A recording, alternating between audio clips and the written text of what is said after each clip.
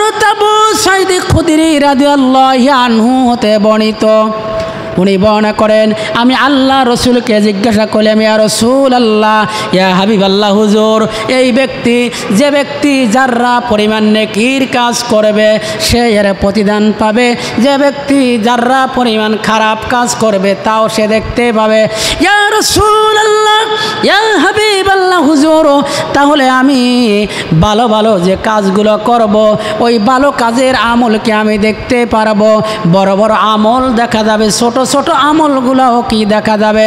আল্লাহ নবী বলেন, আবু সাঈদ খুদরি রে, তাহলে তুমি সরো, বড় আমলও কাল কিয়ামতের ময়দানে মুসিবতের দিনে বড় আমলগুলোও তুমি দেখতে পারবে, আর ছোট যে আমলগুলো আছে ওই ছোট আমলগুলোও তুমি দেখতে পারবে। আবু সাঈদ খুদরি আল্লাহ রসুলকে ডাক দিয়ে বললেন, ইয়া রাসূলুল্লাহ, ইয়া হাবিবাল্লাহ হুজুর, ওই ছোট আমলগুলো কেমনভাবে দেখা যাবে?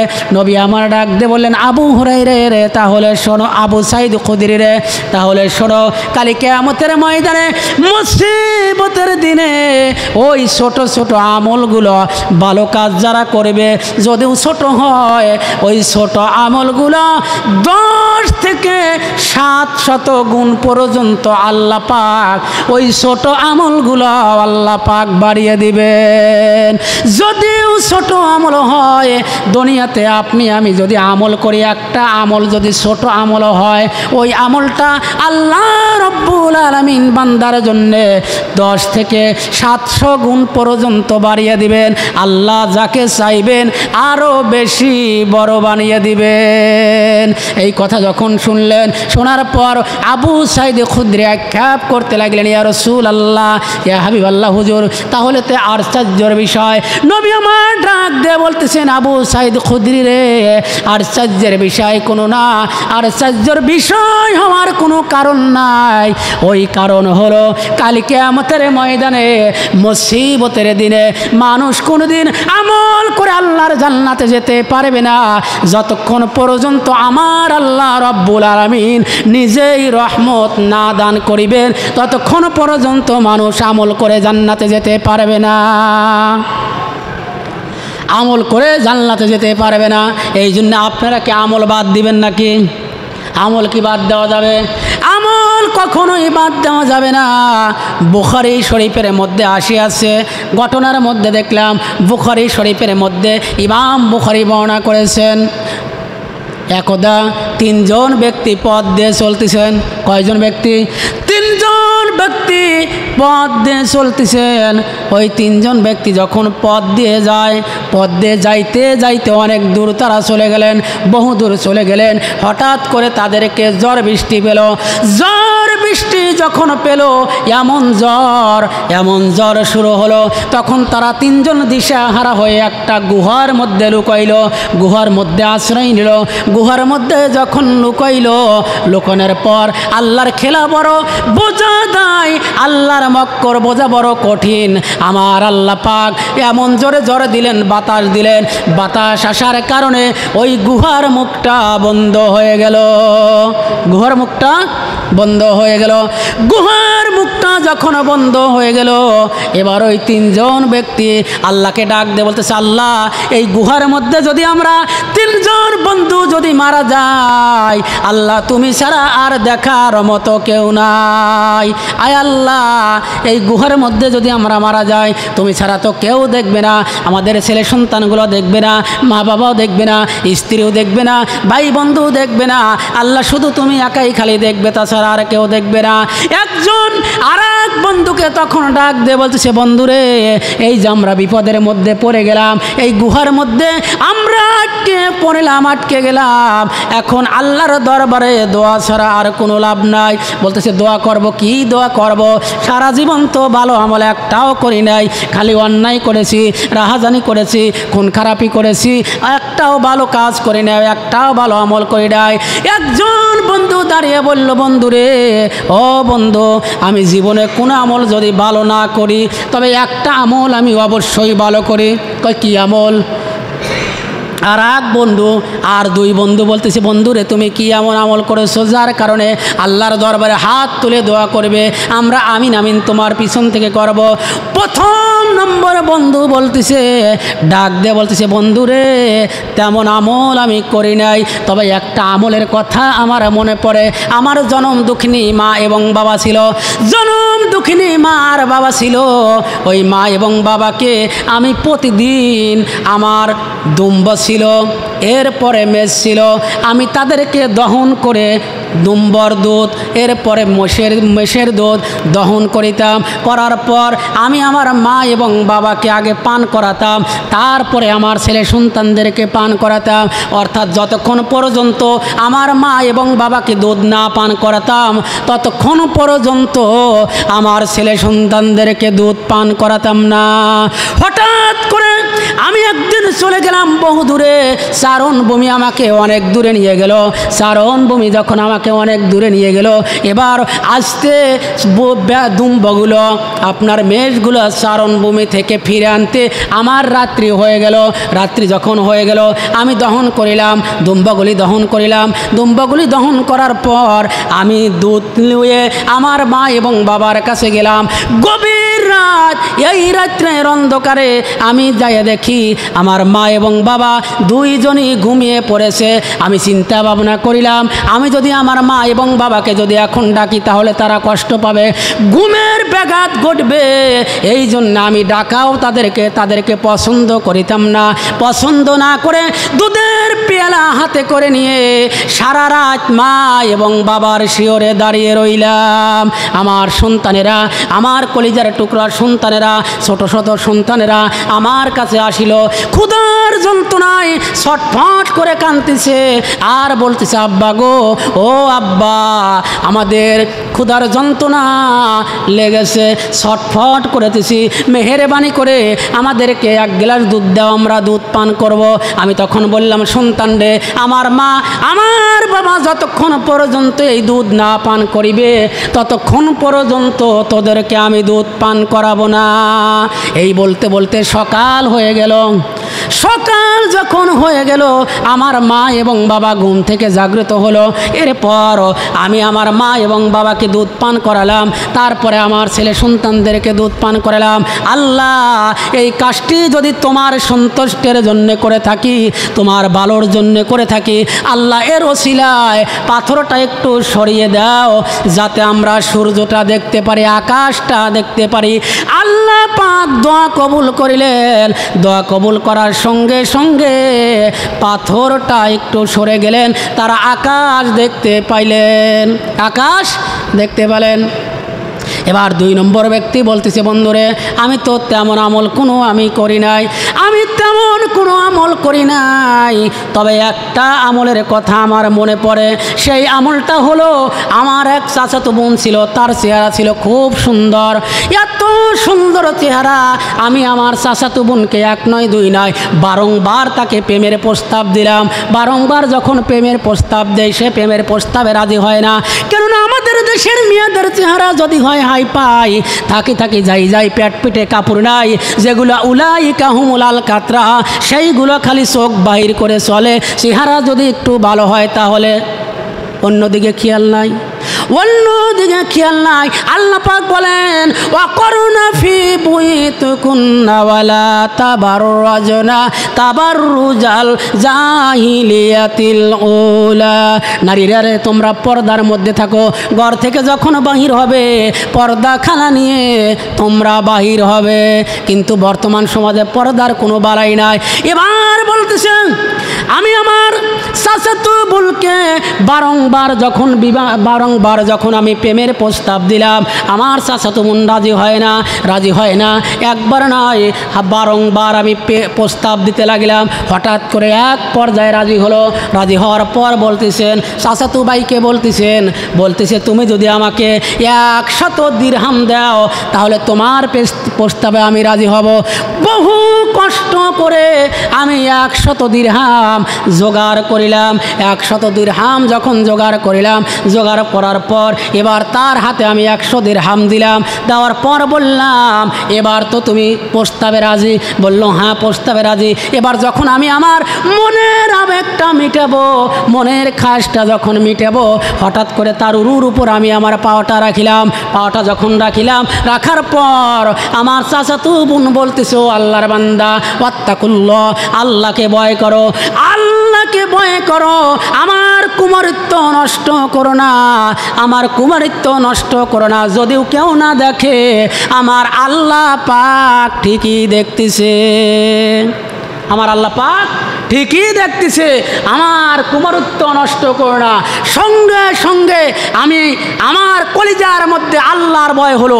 আল্লাহর যখন ভয় হলো, আমি খারাপ কাজ ছেড়ে দিলাম, 100 দিরহাম তাকেও দিয়ে দিলাম, খারাপ কাজ থেকে ফিরে আসলাম। আল্লাহ, এই কাজটি যদি তোমার জন্যই করে থাকি, আল্লাহ তোমাকে সন্তুষ্টির জন্যই যদি, তোমার সন্তুষ্টির জন্যই যদি করে থাকি, আল্লাহ মেহেরবানি করে পাথরটা তুমি একটু সরিয়ে দাও, যাতে আমরা এখান দিয়ে এই গুহা থেকে বাহির হইতে পারি। আল্লাহ পাক তাদের দোয়া কবুল করিলেন। করার পর পাথরটা আর একটু সরে গেল। 3 নম্বর ব্যক্তি, 3 নম্বর বন্ধু বলতেছে, আল্লাহ, ও আমার বন্ধুরা, আল্লাহর দরবারে আমি কি দোয়া করিব, আমি কি দোয়া করিব? আমি তো অযোগ্য লোক, আমার তেমন যোগ্য নাই, ভালো কাজ করি নাই, ভালো আমল আমি করি নাই। তবে আমার একটা কথাই মনে পড়ে, সেই কথাটা হলো, আমি একজন লোককে কর্মচারী রেখেছিলাম, একজন লোককে আমি কাজের লোক হিসাবে রেখেছিলাম। ওই কাজের লোককে রাখলাম, রাখার পর দীর্ঘদিন আমার বাড়িতে কাজ করিল। দীর্ঘদিন আমার বাড়িতে যখন কাজ করিল, দীর্ঘদিন কাজ করার পর এবার ওই চাকর এসে বলতেছে, আমাকে বলতেছে, মনিব রে, আপনার বাড়িতে দীর্ঘদিন কাজ করিলাম, আমার পারিশ্রমিক দেন, আমার বেতন দেন, আমার কামলার টাকাটা দেন, আমার মজুরি দেন, আমি এখন বাড়ি চলে যাব। আমি আমার কর্মচারীকে টাকাগুলো দিলাম, কিন্তু সে মনে করিল যা টাকা কম হয়েছে। টাকা কি হয়েছে? কম হয়েছে। আমরা যারা অনেকেই যারা মানুষের খেতে পাড় দেয়, পাড় দেওয়ার পর যারা দেখা যায় যে কাজের যে পারিশ্রমিক সেই পারিশ্রমিক ঠিক মতো দেয় না। তখন বলতেছে যে পাটের দাম হবে 500 টাকা, আপনি আমাকে দিলেন 400 টাকা, 100 টাকা কম দিছেন, এই টাকা আমি নেব না, টাকা আমি নেবই না। এবার ওই ব্যক্তি বলতেছে, আমি আমার মালিককে বললাম, মালিক রে, আপনার বাড়িতে দীর্ঘদিন কর্মচারী ছিলাম, কর্মচারী থাকার পর আমার বেতন হবে এত টাকা, আমাকে দিলেন এত টাকা কম, আমি এই টাকা আমি নেব না। মালিক যখন বলল, তুমি টাকা নিবে না, তোমাকে তো টাকা আমি ঠিক মতোই দিয়েছি। কর্মচারী বলতেছে, না, ঠিক মতো টাকা দেন নাই। মালিক এবার টাকা দিল, কর্মচারী টাকা না নিয়ে রাগ করে চলে গেল। রাগ করে যখন চলে গেল, এবার মালিক মনে মনে চিন্তা করতেছে, আমার যে কর্মচারী টাকাগুলো আছে, এই টাকাগুলো দিয়ে আমি একটা ছাগল কিনবো, এরপরে ছাগল বিক্রি করে গরু কিনবো, এইভাবে ছাগল দিয়ে গরু দিয়ে অনেক হয়ে গেল। অনেক যখন হয়ে গেল, এবার চিন্তা করতেছেন, ওই মালিক চিন্তা করতেছেন, এখন আর আমি একা একা পারতেছি না, একজন রাখালের দরকার। এবার রাখাল রাখলেন। রাখাল রাখার পর ওই টাকাগুলি অনেক যখন হয়ে গেল, গরু হয়ে গেল, দুম্বা হয়ে গেল, লালন পালন করতে লাগিলেন। এক পর্যায়ে বহুদিন পর হঠাৎ করে দেখা গেল, ওই যে কাজের ছেলে টাকা না নিয়ে চলে গেছে রাগ করে, ওই ছেলে আবার হঠাৎ করে একদিন এসে বলতেছে, ও আমার মালিক, ও আমার মনিব, আমি দীর্ঘ কয়েক বছর আগে আপনার বাড়িতে কাজ করেছিলাম, মেহেরবানি করে ওয়াত্তাকুল্লাহ, আল্লাহকে ভয় করো, আমার যে কাজের টাকা আছে, আমি যে পারিশ্রমিক পাই, আমাকে দিয়ে দাও। মালিক বলতেছে, আমার কর্মচারী, এই যে গরু দেখতেছো, এই যে দুম্বাগুলো দেখতেছো, এইগুলো সব নিয়ে নাও, সব নিয়ে নাও। বলতেছে, আমার সাথে কি আর কি করতেছে, অনেক ঠাট্টা করতেছে। ওই টাকাই দাও না, যখন টাকা থুয়ে চলে গেলাম টাকাই কম দিলে, এখন আবার বলতেছে গরু দুম্ব সব তোমার, ইয়ের কি করো, মস্কারা করো নাকি? আমি এগুলো নেবো না, আমার যে পাওনা টাকা আছে আমার পাওনা টাকাগুলো দিয়ে দাও। মালিক বলতেছে, ও আমার চাকর, আমি সত্যি করে বলতেছি, তোমার যে টাকা ছিল ওই টাকা দিয়ে আমি ছাগল কিনলাম, এরপরে গরু কিনলাম, এরপরে দুম্ব, এরপরে রাখাল সব রাখিলাম, সব তোমার, তুমি এইগুলো নিয়ে যাও। মালিক যখন এই কথা বলল, মনিব খুশি হয়ে গেল, খুশি হওয়ার পর সব নিয়ে গেল। এবার ওই ব্যক্তি বলতেছে, আল্লাহ এই কাজ যদি তোমার ভালোর জন্যে করে থাকি, ভালোর জন্যে করে থাকি, তাহলে এই যে গুহার মধ্যে আমরা 3 জন ব্যক্তি আটকে পড়ে গেছি, আল্লাহ তুমি এই পাথরটাকে সরিয়ে দাও, সরানোর কারণে যাতে আমরা গুহা থেকে বাহির হতে পারি। আল্লাহ পাক দোয়া কবুল করিলেন, দোয়া কবুল করার সঙ্গে সঙ্গে গুহা থেকে পাথর সরিয়ে দিলেন। পাথর যখন সরিয়ে দিলেন, তারা 3 জন ব্যক্তি গর্ত থেকে বাহির হয়ে চলে আসলো। তাহলে কয়টি কাজ করেছে 3 জন ব্যক্তি? কয়টি কাজ? 3 জন ব্যক্তি 3টি কাজ করেছে। কয়টি কাজ? 3 জন ব্যক্তি 3টি কাজ করেছে। প্রথম নম্বর হলো মা বাবার খেদমত। কিন্তু দুঃখের বিষয়, আমি আপনাদের একটা ঘটনা বলবো, ঘটনা বললে আপনারা বুঝতে পারবেন।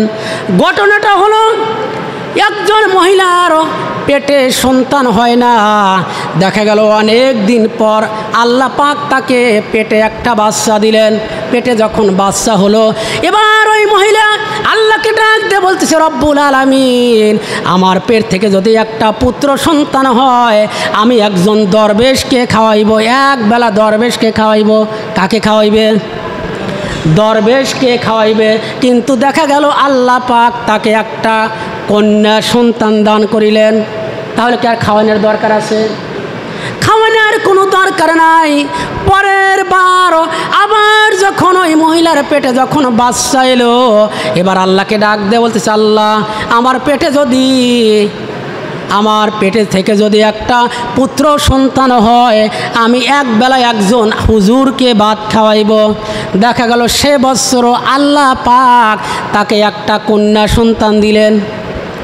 দ্বিতীয় বৎসরও আল্লাহ পাক একটা কন্যা সন্তান দান করিলেন। সন্তান দেওয়ার মালিক কি? আল্লাহ না? বাবা, খাজা বাবা কি সন্তান দিতে পারে?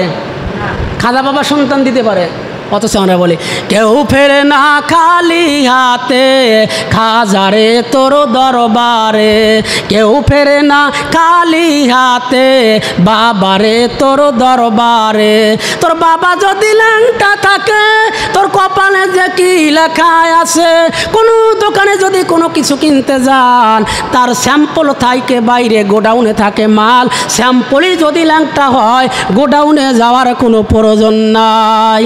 এবার ওই মহিলা বলতেছে যে, আল্লাহ আমাকে যদি একটা পুত্র সন্তান দান করো, তাহলে আমি এক ওয়াক্ত ভাত এক বেলা একজন হুজুরকে খাওয়াইব। সে বৎসরও আল্লাহ পাক তাকে একটা কন্যা সন্তান দান করিলেন।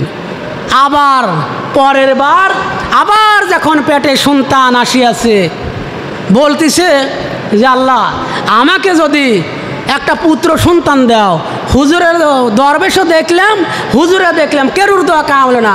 এইবার এক মুঠ ভাত শয়তানকে খাওয়াবো। কাকে খাওয়াবে? শয়তানের ভাত খাওয়াবে। আল্লাহর কি কাম! দেখা গেছে সেই বৎসরই আপনার আল্লাহ পাক তাকে একটা পুত্র সন্তান দিয়েছে। ওই পুত্র সন্তানকে নিয়ে আপনার স্ত্রী বাড়ির আঙ্গিনায় সুন্দরভাবে দাঁড়িয়ে আছে। তার স্বামী কাজের থেকে আসেছে, আসার পর এবার স্ত্রী বলতেছে, দেখো দিয়ে দোন বোঝেমন কাইরিয়ালিতি কতক্ষণ, দিয়ে দোন বোঝেমন কাইরিয়ালিতি কতক্ষণ, সন্তান পাই না। আল্লাহ পাক অনেক মান্যত করার পর আল্লাহ একটা সন্তান দিছে। এই সন্তানের মান্যত যদি পূরণ না করি, সন্তান কি বাঁচবে? বললো, কি মান্যত? বলতেছে, কে? আমি না বলেছি যে আমার যদি পেট থেকে যদি পুত্র সন্তান হয়, তাহলে আমি শয়তানকে এক বেলা খাওয়াইব। তো বলতেছে, কথা বলেন না, তো বলতেছে দেখো, স্ত্রীকে তখন স্বামী ডাক দিয়ে বলতেছে, দেখো আলেম পাওয়া যায়, হুজুর পাওয়া যায়, শয়তান তো পাওয়া যায় না। শয়তানকে আমি কোন পাবো, কোথায় পাবো? শয়তানকে আমি কোথায় পাবো?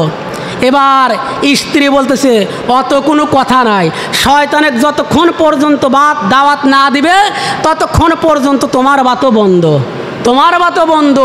স্ত্রী স্বামীক বলতেছে, শয়তানের যতক্ষণ পর্যন্ত দাওয়াত না দিয়ে আমার বাড়িতে খাওয়াইবে ততক্ষণ পর্যন্ত তোমার বাতও বন্ধ। স্ত্রী স্বামীর বাত বন্ধ করে দিছে। স্বামী বেচারা মনটা খারাপ করে রাস্তার পাশে গিয়ে সুন্দরভাবে মনের দুঃখে বসে আছে।